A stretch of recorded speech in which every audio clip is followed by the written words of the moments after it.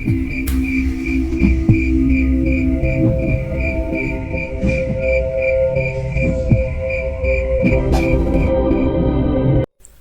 berlari tak tentu arah ketika sosok makhluk yang menyerupai manusia, tapi dengan tubuh yang sangat besar, terus saja mengejarku. Nafasku tak beraturan, ketakutan yang sangat hebat datang menikam keberanianku dan hanya menyisakan degup jantung yang berirama keras. Sejenak aku berpikir untuk membacakan ayat-ayat ruqyah yang aku hafal. Tapi entah mengapa tak satu pun doa dan ayat-ayat suci yang aku ingat kini. Dadaku kini terasa sesak dan sepertinya sudah tidak ada lagi oksigen yang harus aku hirup ketika tangan besar itu mencekik tubuhku. Aku meronta sebisaku dan berusaha terus berteriak walaupun tak ada sedikit pun suara yang keluar dari bibirku. Aku terbangun dari tidurku dengan rasa senang dan masih merasakan ketakutan yang hebat. Keringat membasahi kening dan tubuhku, seolah aku baru saja melakukan aktivitas berat. Rasa sakit di bagian leherku pun menjalar hingga ke bagian tengkuk. Mimpi yang baru saja aku alami seperti nyata dan benar-benar nyata. Aku melihat jam dinding sudah menunjukkan pukul 5 sore. Aku langsung berpikir, kalau mimpi buruk yang baru saja aku alami ini karena aku yang sengaja tidur setelah azan asar berkumandang. Emang bener, kalau udah mau masuk waktu asar, kita nggak boleh tidur. Gumamku dalam hati sambil mengusap keringat dengan handuk yang ada di kamarku. Setelah menjalankan ibadah maghribku, aku pun bergegas menuju ke rumah salah seorang temanku yang memiliki kemampuan untuk melihat hal-hal di luar nalar manusia biasa. Sesampainya di rumah Fajar, aku langsung menceritakan mimpi yang tadi sore aku alami dan meminta pendapatnya. Gimana, Jar? Apakah mimpi yang aku alami ada maknanya? Atau bagian dari sebuah pertanda mungkin? Tanyaku sambil meraih gelas kopi yang ada di hadapan Fajar. Ada, boy. Jawab Fajar dengan mimik wajah serius. Aku yang sempat kaget mendengar jawaban Fajar harus menghela nafas dan sedikit mengumpat ketika Fajar berkata, artinya gue harus bikin kopi 2 gelas lagi karena kopi gue udah lu embat, boy.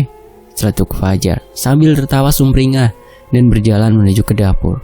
Kampret, gue nanya serius jawabannya membagongkan, ucapku sambil menyalakan sebatang rokok dan menghisapnya dalam-dalam. Tidur di waktu asar sampai waktu maghrib itu kagak boleh, boy, dan gak bagus juga buat kesehatan, ucap Fajar lagi sambil membawa 2 gelas kopi. Tapi mimpi gue aneh banget, Jar. Nyata banget, beneran realistis gitu, ujarku menjelaskan lagi. Fajar lalu memandangku dengan seksama dan melihat ada bekas ruam yang berwarna kemerahan di bagian leherku. Nanti malam coba gue lihat lagi deh, boy. Emang gue juga ngerasa aura lu gelap sekarang, kayak ada energi hitam yang membayangi, ucap Fajar dengan wajah yang kini terlihat sangat tegang. Udah, kita ngopi dulu, nanti gue bantu ngilangin energi hitam itu. Pesan gue, sholat jangan sampai bolong, boy. Lu gak boleh lengah. Jangan tidur sore di waktu asar sampai menjelang maghrib. Kalau bisa malam juga tidur jangan di bawah jam 12 malam, ujar Fajar menjelaskan. Pagi yang berselimutkan mendung tebal memaksa aku untuk kembali merebahkan tubuhku yang memang masih terasa lelah dan terasa nyeri di beberapa bagian setelah mimpi yang aku alami, dan kini masih menyisakan banyak pertanyaan di dalam benakku.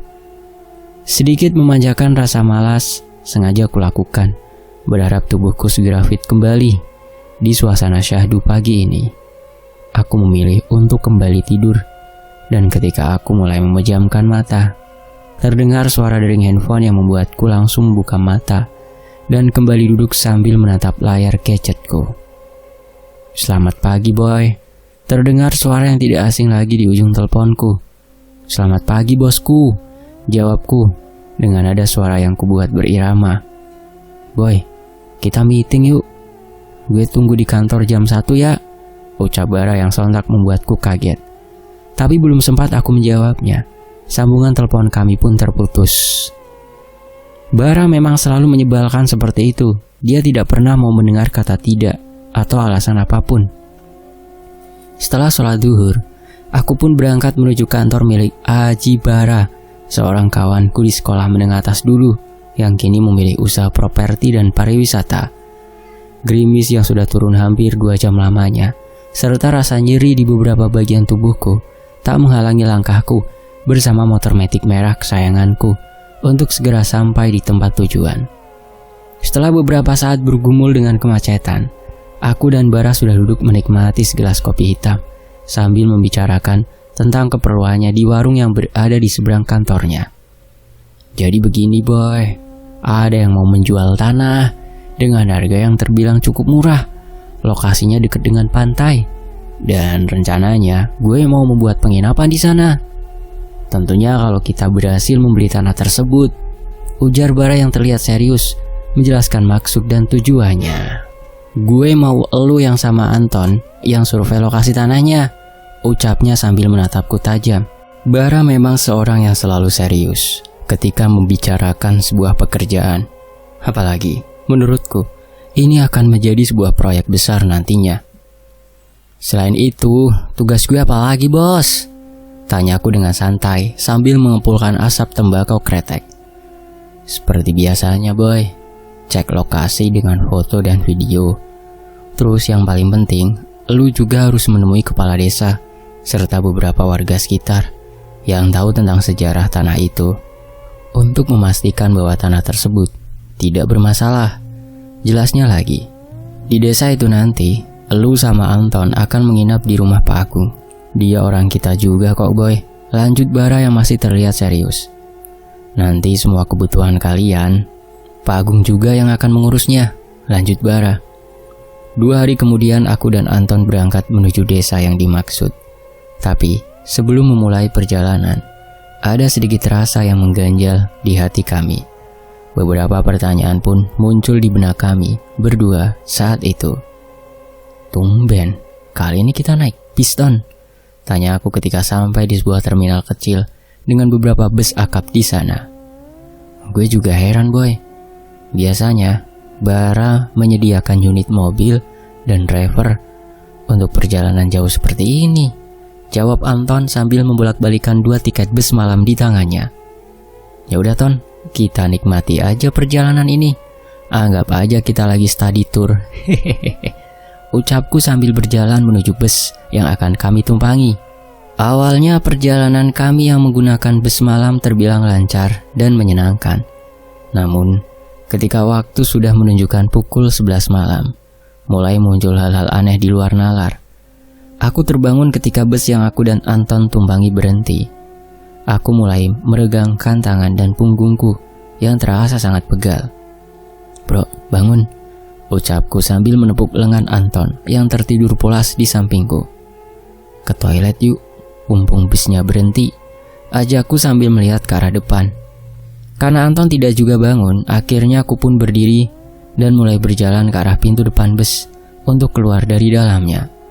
Ketika aku sampai di bangku penumpang barisan paling depan, tiba-tiba langkahku dihentikan oleh seorang kakek yang mengenakan baju koko dan peci hitam. Beliau memegang lenganku sambil menatapku tajam. "Jangan keluar nak, tetap di dalam bus ini saja," ucapnya dengan suara tegas. "Maaf pak, memangnya kenapa pak?" tanyaku sambil menatap lelaki tua yang masih duduk di depanku. "Lihat di sekitarmu nak," ucap kakek itu sambil terus menatapku tajam. Aku yang merasa tidak ada keanehan pun lalu mengedarkan pandangan ke sekitarku, dan setelah kulihat sekelilingku dengan seksama, ruangan di dalam bus yang tadinya nampak terang dengan cahaya lampu kini menjadi gelap dan seperti diselimuti asap, atau lebih tepatnya seperti kabut yang berwarna putih. Aku kembali memperjelas penglihatanku sambil sesekali mengusap mata dengan kedua tanganku. Anehnya, bus yang tadinya terisi oleh beberapa orang penumpang pun kini nampak kosong, hanya ada aku dan kakek tua yang masih memegang tanganku. Belum sempat aku bertanya kembali kepada sosok kakek yang duduk di depanku, tiba-tiba bus pun bergoyang-goyang hebat sampai aku terjatuh dibuatnya. "Pulanglah nak, urungkan niatmu untuk pergi ke desa itu," ucap kakek tua tadi yang kini wajahnya nampak samar terlihat olehku. Guncangan yang aku rasakan begitu hebat tadi perlahan mulai mereda dan sayup-sayup ku dengar suara Anton memanggilku. "Boy, bangun! Bangun, Boy!" seru Anton yang terlihat kebingungan dan terus menggoyang-goyangkan tubuhku. Aku lalu membuka mata dan terbangun dari lantai bus yang aku dan Anton tumpangi itu. Astaga, gue mimpi rupanya, bisikku dalam hati sambil memegangi bagian kepalaku yang kini terasa sakit. "Bangun, Boy, lu ngapain tidur di lantai bus? Kan kotor, Boy," ucap Anton sambil tertawa kecil. "Aneh, Ton," ucapku singkat yang langsung dipotong Anton. "Lu emang aneh sih, Boy, tiduran di lantai bus udah kayak gembel aja lu," ejek Anton sambil tertawa kecil.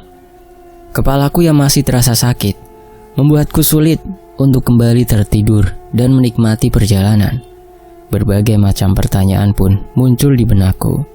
Mimpi yang tadi aku rasakan seolah-olah nyata, dan yang terus membuatku gelisah adalah pesan dari kakek tua tadi yang memintaku untuk tidak melanjutkan perjalanan ini. Seketika aku teringat Fajar. Dia berjanji akan membantuku menghilangkan energi negatif yang katanya sedang menyelimutiku. Aku pun berniat akan menghubungi Fajar ketika tiba di tujuan nanti. Sekitar pukul 5 pagi, bus yang kami tumpangi akhirnya sampai di terminal tujuan. Aku yang sudah tidak tahan ingin segera menikmati asap dari sebatang rokok pun bergegas keluar dari dalam bus ini. Tidak lama kemudian, seorang lelaki berperawakan tegap menghampiri aku dan Anton yang duduk di bangku tunggu sambil menikmati segelas kopi hitam yang masih mengepulkan asapnya. "Sampean berdua ini yang mau ke desa Karangwetan ya, Mas?" tanya pria yang bernama Pak Jono itu. "Iya betul, Pak," jawab kami berdua serentak. "Monggo, langsung naik saja ke minibus yang warna hijau itu, Mas," balas Pak Jono dengan senyum ramah. Aku dan beberapa penumpang lain pun sudah berada di dalam minibus yang akan mengantarkan kami ke desa-desa tujuan kami. "Ini pelayanan prioritas dari PO Bus kami, Mas. Jadi nanti Masnya saya antar sampai ke dekat desa tujuan Mas-Mas ini," ujar Pak Jono menjelaskan sambil fokus mengemudikan kendaraannya. "Sampean berdua ini ada keperluan apa, Mas? Datang ke desa Karangwetan?" tanya Pak Jono sedikit menyelidik. "Ada sedikit pekerjaan, Pak," jawabku sambil melihat pemandangan bukit-bukit di sekelilingku. "Loh, pekerjaan apa, Mas?" tanya Pak Jono yang makin penasaran. "Bos saya ingin membeli tanah yang berada di desa itu, Pak. Katanya ada tanah luas yang lokasinya dekat dengan pantai," jawab Anton menjelaskan. "Tanah dijual?" bisik Pak Jono heran. "Pesan saya, hati-hati, Mas, di desa itu. Desa Karangwetan itu terkenal wingit dan penuh misteri," ungkap Pak Jono dengan mimik wajah terlihat tegang. Dari bagian belakang pun terdengar bisik-bisik penumpang yang sepertinya menganggap bahwa aku dan Anton hanya cari penyakit saja ke desa itu. Setelah 2 jam perjalanan, kami pun tiba di pertigaan jalan menuju ke desa Karangwetan. Sambil membantu menurunkan barang-barang kami, Pak Jono pun kembali berpesan kepada kami dan memberikan kertas berisi nomor handphone beliau. "Mobil saya cuma bisa sampai sini aja, Mas, karena jalan menuju Karangwetan hanya bisa dilalui motor roda 2 saja," ucap Pak Joko dengan mimik wajah agak sedikit panik. "Iya, Pak, nggak apa-apa kok, kami udah ada yang ngejemput juga kok, Pak. Makasih ya," ucapku sambil memberikan sedikit uang tips untuk Pak Jono. Beliau hanya menganggukkan kepala dan bergegas masuk kembali ke dalam minibus yang dikendarainya. "Hubungi saya kalau ada keperluan mendesak, Mas," ucapnya dari balik kemudi minibus yang perlahan mulai meninggalkan kami berdua. "Kok Pak Jono kayak orang ketakutan gitu sih, Boy?" ucap Anton membuka percakapan kami. Iya Ton, jawabku singkat sambil melihat pemandangan di sekitarku yang nampak begitu gersang. Kami berdua pun duduk di depan bangunan yang nampak seperti pos ronda, dengan sebagian atap yang masih tersisa dan sampah daun kering yang berserakan di dalamnya. Halo Pak, kami sudah sampai di depan desa Pak, ucap Anton yang sedang menghubungi seseorang. Baik Pak, ucap Anton lagi lalu memasukkan handphone ke dalam tas kecil miliknya. Kita diminta menunggu orang yang akan menjemput kita boy. Barusan gue telepon Pak Bara, ucap Anton yang nampak sedikit lesu. Setengah jam berlalu, kami masih menunggu kedatangan orang yang bertugas menjemput kami. Semilir angin di pagi hari dengan mendung yang menyelimuti daerah ini membuat aku merasakan sensasi yang berbeda. Anton yang sedari awal sudah terlihat gelisah pun kini mulai berkeluh kesah. Lama banget nih orang, udah hampir 1 jam gak datang-datang nih, gerutu Anton. Mana tiba-tiba merinding lagi, imbuhnya. Aku yang mendengar Anton terus berkeluh kesah pun hanya bisa tersenyum sambil terus mengepulkan asap tembakau kretek kesukaanku. Memang suasana di sini terasa berbeda, dan menurutku desa ini menyimpan banyak misteri atau hal-hal gaib yang ditakuti banyak orang. Setelah beberapa saat aku dan Anton hanyut dalam pikiran masing-masing. Tiba-tiba aku melihat seseorang yang berjalan menuju ke dalam desa Karangwetan. Ketika jaraknya semakin dekat dengan tempat kami berada, orang itu menatap aku dan Anton dengan tatapan mata tajam. Aku yang merasakan ancaman dari seseorang yang mungkin warga asli daerah itu pun, lalu melemparkan senyum sambil menganggukkan kepala. Awalnya aku ingin menyapa dan menghampiri orang itu, tapi aku urungkan niatku setelah melihat wajah Anton yang nampak ketakutan. Setelah orang itu pergi, Anton berbisik ke arahku. Boy, lu ngerasa ada yang aneh gak sih di sini? Tanya Anton.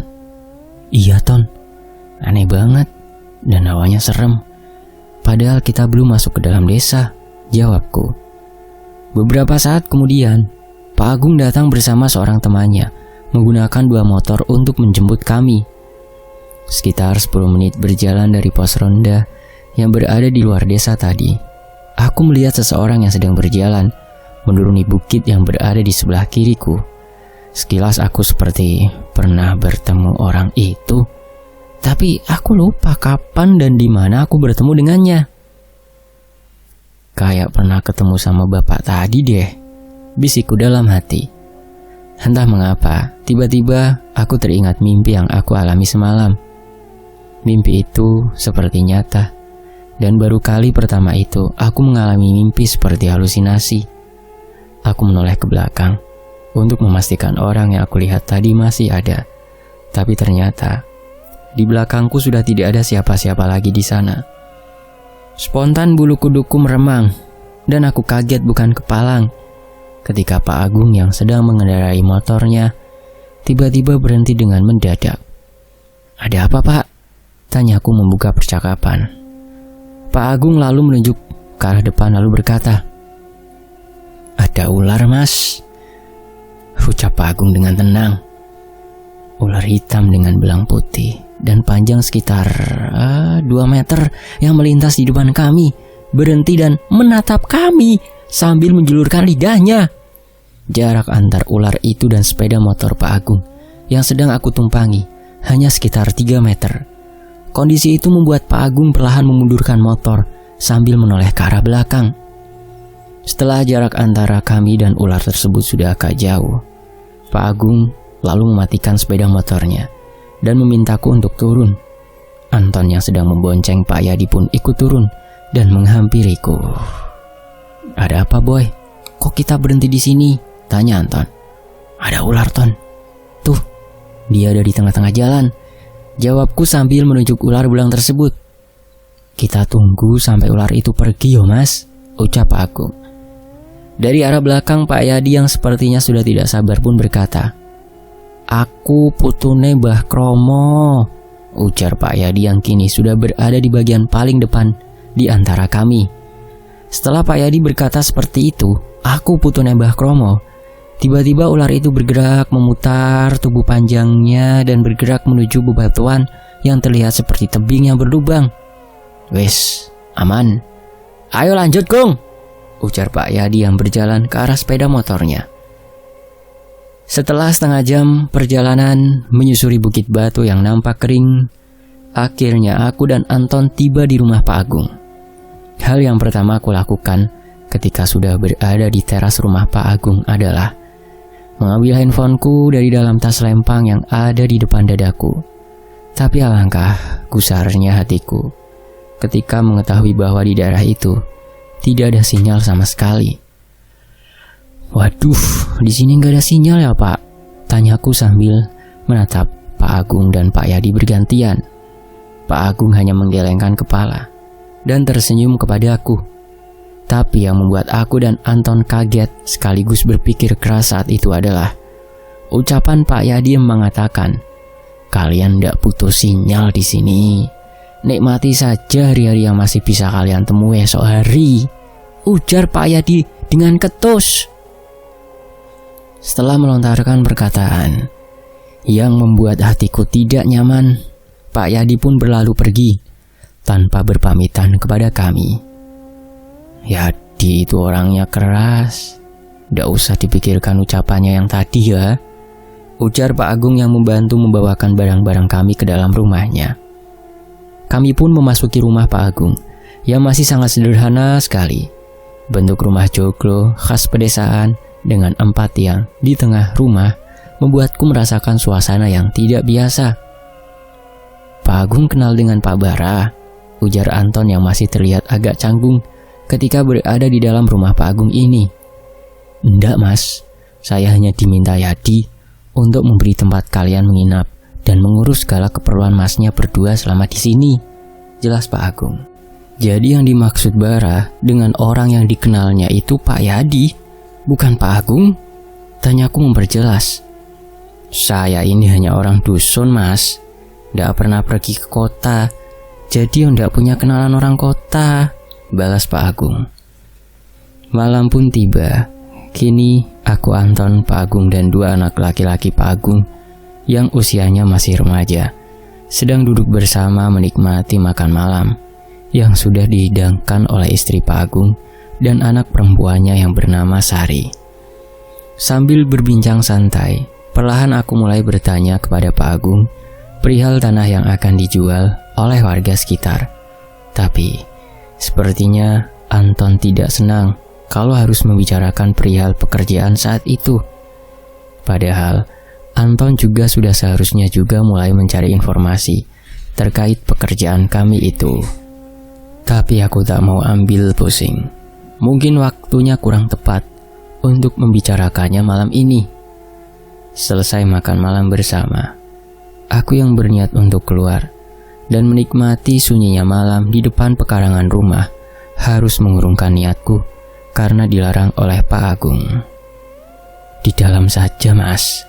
Jangan keluar rumah untuk malam ini, cegah Pak Agung sambil menganggukkan kepalanya seperti memberiku isyarat tertentu. Biarkan aja, Pak. Mas Boy ini suka sekali dengan kesunyian malam, ucap Anton sambil tertawa meledekku. Sudah, duduk saja di sini. Ibu sedang membuatkan kopi, ucap Pak Agung lagi. Anton yang sudah mulai mengantuk pun kini sudah merebahkan tubuhnya di dalam kamar yang sudah disediakan oleh keluarga Pak Agung.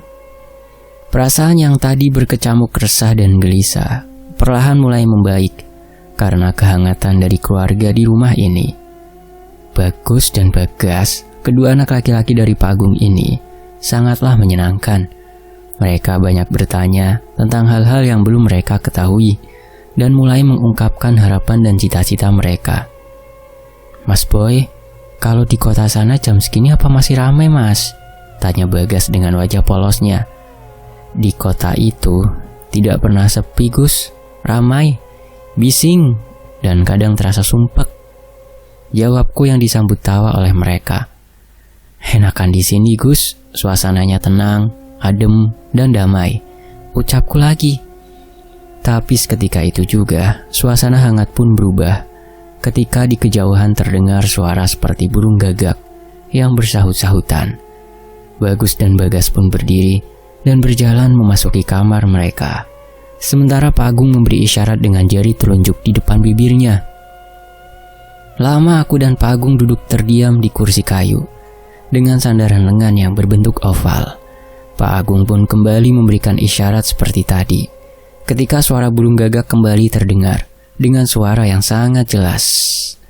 Pak Agung lalu berjalan ke arah tiang rumah ini, menghampiri saklar lampu untuk memadamkan cahaya lampu yang berwarna kuning dan sangat redup. Masuklah ke kamar, Mas. Jangan bersuara dan jangan melakukan aktivitas apapun. Kalau bisa sampean langsung tidur saja, bisik Pak Agung sambil memegang pundakku. Tanpa pikir panjang, aku yang memang sudah merasa takut pun langsung berjalan menuju kamar tempat di mana Anton tertidur saat ini. Tidak butuh waktu lama, aku pun sudah terlelap dalam tidur. Entah bagaimana awal mulanya, tiba-tiba aku sudah berdiri di bawah pohon besar dengan tubuh terikat kain panjang berwarna merah. Tepat di depanku saat ini tersaji banyak makanan dan buah-buahan segar, serta kendi-kendi yang sepertinya tempat minuman, serta beberapa gelas yang terbuat dari tanah. Aku mengedarkan pandanganku, melihat dengan seksama ke sekitarku. Dari kejauhan terlihat sosok menyeramkan dengan tubuh besar, yang hitam, legam, dan memiliki daun telinga yang sangat lebar. Makhluk menyeramkan dengan taring panjang dan rambut gimbalnya menyeringai ke arahku dengan tatapan tajam. Air liurnya membasahi bagian tubuhnya dan berbau sangatlah busuk. Aku berusaha melepaskan diri dari kain yang makin erat mengikat tubuhku. Samar-samar terdengar suara yang aku sendiri tak tahu dari mana arahnya. Bangun, Le. Belum waktunya kau kembali. Masih ada kewajiban yang harus kau laksanakan. Ucap suara itu menggema hebat dan menghadirkan angin yang bertiup sangatlah kencang, hingga menghamburkan sajian-sajian yang ada di depanku. Aku terbangun dari tidurku dengan keringat yang membasahi kaos oblongku serta rasa sakit yang kurasakan di beberapa bagian tubuhku. Aku sangat bersyukur apa yang kurasakan tadi hanyalah sebuah mimpi. Mimpi yang kurasakan sangatlah nyata hingga menyisakan rasa sakit di bagian yang tadi seperti terikat kain berwarna merah. Dari luar kamar, kulihat bayangan seseorang yang nampak mondar-mandir di depan kamar yang aku dan Anton tempati.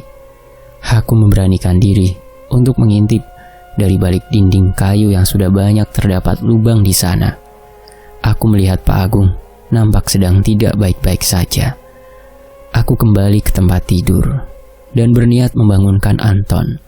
Tapi aku urungkan niatku karena takut akan menimbulkan suara dan membuat gaduh di malam yang benar-benar sunyi ini. Aku lalu keluar dari dalam kamar, mencoba menghampiri Pak Agung yang terlihat sedang cemas memikirkan sesuatu. Tak lupa, aku membawa buku dan pulpen yang memang selalu aku bawa untuk mencatat keperluan pekerjaanku. Pak Agung hanya menatapku dingin sambil mengepulkan asap tembakau lintingan yang aromanya membuat nafasku sesak. Aku lalu duduk di depan Pak Agung dan mulai menuliskan beberapa kalimat tanya di buku yang aku bawa. Bapak sepertinya sedang memikirkan sesuatu, tanyaku dalam tulisan tangan dalam buku yang kini sudah dipegang Pak Agung. Pak Agung pun lalu menuliskan beberapa kata dengan huruf besar yang sangat jelas terbaca, lalu mengembalikan buku itu kepadaku. Besok biar Bagus mengantarkan sampean ke ladang milik keluarga kami di balik bukit sebelah utara rumah ini, Mas. Aku menatap Pak Agung dengan seksama ketika selesai membaca pesan yang tertulis di buku milikku. Seperti tadi, Pak Agung memberikan isyarat bahwa aku harus tetap diam tanpa mengeluarkan sepatah kata pun dan memintaku untuk kembali masuk ke dalam kamar. Malam ini terasa begitu panjang. Serasa pagi pun tak kunjung datang. Di luar sana suara burung gagak masih terdengar, membuat suasana mencekam yang aku rasakan. Boy, bangun boy. Terdengar suara Anton membangunkanku yang baru saja memejamkan mata. "Gue udah dijemput sama Pak Yadi. Mau diajak melihat lokasi tanah yang mau dijual," ucap Anton yang terlihat memasukkan beberapa peralatan kerja yang dibutuhkan. "Tunggu dulu ya, gue mandi dulu," pintaku kepada Anton. "Lu tunggu di sini aja boy, lagian cuma ada satu motor. Biar gue survei dulu sama Pak Yadi, nanti baru kita survei ulang," ujar Anton menjelaskan. Aku hanya menganggukkan kepala, tanda menyetujui apa yang baru saja diucapkan oleh Anton. Setelah Anton dan Pak Yadi pergi, aku yang masih merasakan kantuk yang hebat akibat semalam kurang tidur pun memaksakan langkahku untuk keluar dari dalam kamar. Nampak di teras rumah, Bagus dan Sari sedang menata hasil panen dari ladang mereka yang akan dijemur menggunakan alas yang terbuat dari anyaman bambu. "Bapak kemana, Gus?" tanyaku sambil memperhatikan kakak beradik yang sedang bekerja itu. Bagus lalu melihat ke sekelilingnya lalu menghampiri aku. "Ayo Mas, kita susul Bapak ke ladang. Tadi Bapak berpesan kalau Mas Boy harus cepatnya menemui Bapak," bisik Bagus sambil menoleh ke kiri dan ke kanan. "Sebentar Gus, aku cuci muka dulu," balasku.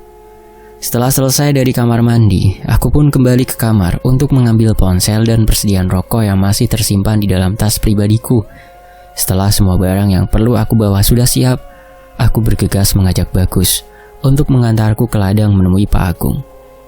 Aku sungguh terkejut ketika menyadari bahwa jarak rumah penduduk satu dengan yang lain ternyata sangatlah berjauhan. Pantas saja suasana di desa ini begitu sunyi, batinku. Setelah setengah jam berjalan menyusuri jalan setapak perbukitan, akhirnya aku melihat sebuah gubuk kecil di tengah hamparan tanah kering yang sepertinya itu adalah ladang milik Pak Agung. "Duduk di sini saja Mas Boy," ucap Pak Agung menyambutku. Aku dan Bagus pun duduk di hadapan Pak Agung. Sementara itu, Pak Agung meminta Bagus untuk pulang terlebih dahulu agar bisa membantu pekerjaan Ibu dan Sari di rumah. "Karanganom dulunya tidaklah sesunyi ini Mas. Di desa ini sangatlah damai dan tenang. Semua warganya berkecukupan dengan hasil panen yang melimpah tiap tahunnya," ujar Pak Agung dengan tatapan kosong yang memandang ke arah bukit di ujung ladang ini. "Ada telaga besar di desa ini yang memisahkan desa Karanganom dan desa Karangtunggak. Warga desa juga tidak perlu repot mencari lauk pauk sehari-hari karena ikan-ikan yang ada di telaga itu tidak ada habisnya, walau setiap harinya ada warga yang menjaring dan memancing di telaga itu. Desa kami dulu sangatlah makmur," ucap Pak Agung sambil menghela nafasnya. Sampai suatu hari, datanglah orang dari kota yang dibawa oleh Mbah Wandi yang merupakan sesepuh dari desa Karangtunggak. Mbah Wandi dan orang-orangnya mulai melakukan ritual-ritual khusus untuk dapat mengambil hasil alam dari tanah desa Karanganom, terutama dari bukit yang berada di atas telaga itu. Dengan wajah yang terlihat penuh amarah, Pak Agung terus bercerita dengan sesekali memandangi aku dan Bagus.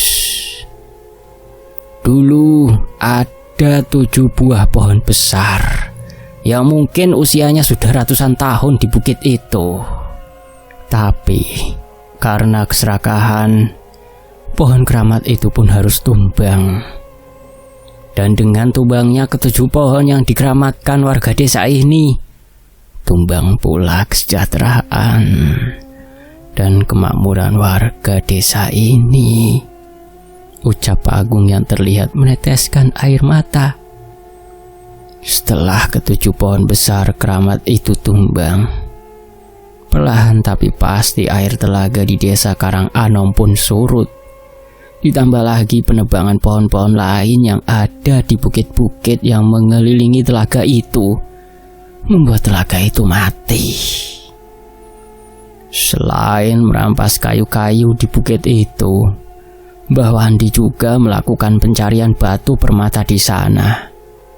Dan menurut cerita dari bapak saya, pencarian batu permata yang lokasinya ada di bawah ketujuh pohon keramat itu harus menggunakan tumbal. Akibat dari ritual-ritual yang menumbalkan kerbau, sapi, dan bahkan manusia itulah desa ini menjadi desa wingit dan mulai ditinggalkan warganya. Aku yang baru saja mendengar kalimat terakhir yang diucapkan Pak Agung pun menghela nafas panjang dan mulai menyiapkan beberapa pertanyaan untuk kuajukan kepada Pak Agung. Setelah suasana hening sesaat, aku pun mulai bertanya kepada Pak Agung. Maaf Pak, kalau saya lancang, lalu apa hubungannya cerita Bapak dengan keberadaan saya di sini? Sehingga Bapak harus menceritakan sejarah desa ini jauh dari rumah Bapak, tanyaku penuh selidik. Pak Agung menghela nafas panjang dan perlahan mengembuskannya. Tumbal Mas, jawab Pak Agung yang membuatku makin tidak mengerti. Dulu Mbah Wandi menumbalkan 7 manusia untuk dapat menebang 7 pohon keramat itu. Dan orang yang ditumbalkan harus orang dari luar daerah ini. Tegasnya lagi, apakah berarti saya dan Anton juga orang yang akan jadi tumbal Pak?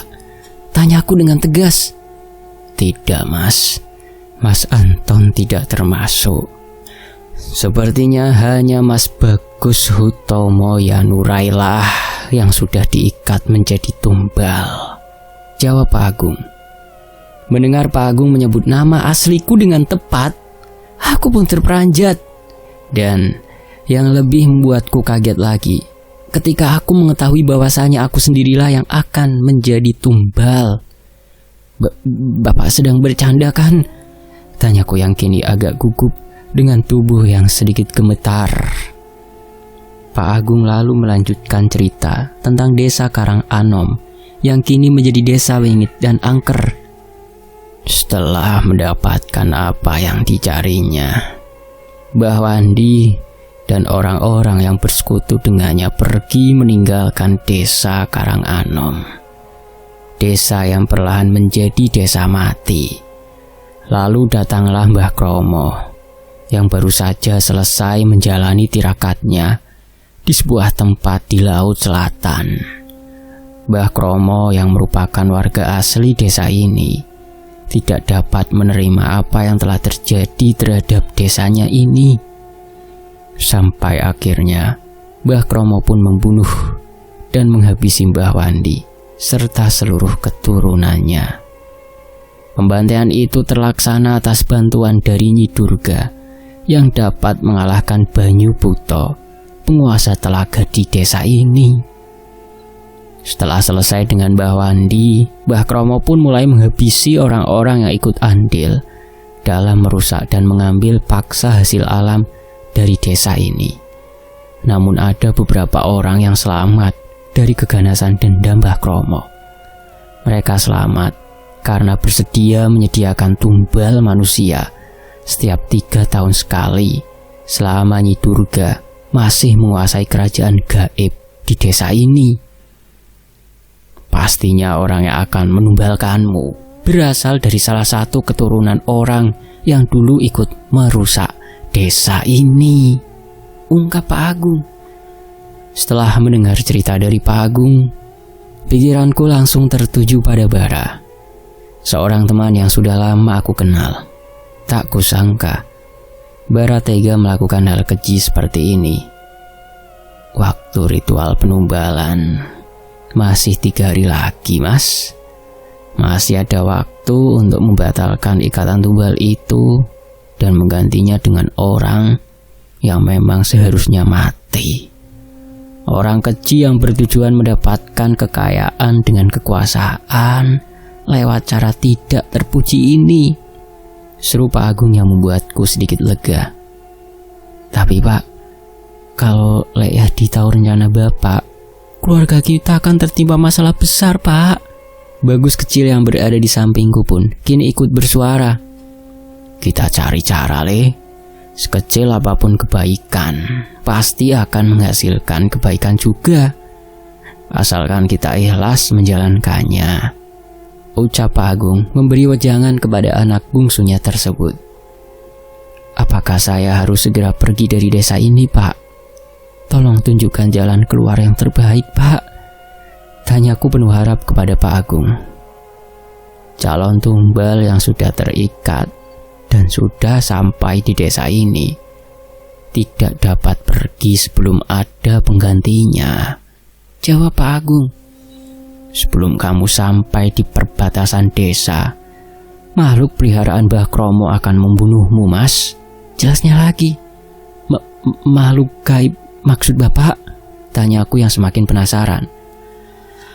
Makhluk peliharaan Mbah Kromo kurang lebih bisa dibilang dari jenis siluman.